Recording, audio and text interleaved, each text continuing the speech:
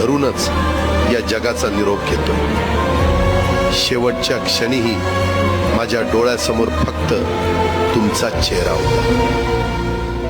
माझा स्वभाव थोडा रोखठोक होता, कधी कुणावर ओरडलो असेल, कुणाचं मन दुखावलं असेल, पण माझ्या त्या रागामागे फक्त एकच तरफड होती की माझ्या सामान्य माणसाचं काम झालं पाहिजे। सत्तेसाठी नाही तर तुमच्या हक्कासाठी मी नेहमीच दादा म्हणून उभा राहिलो। आता मी निरोप घेतोय, पण महाराष्ट्र थांबता कामा नये। माझी जबाबदारी आता मी तुमच्यावर सोपवतो। राजकारण करा, पण विकासाची गती थांबू देऊ नका। जाता जाता माझ्या शैलीत डोळे पुसून शेवटचं सांगतो, आता रडत बसू नका। उठा आणि कामाला लागा। माझा महाराष्ट्र आपल्याला अजून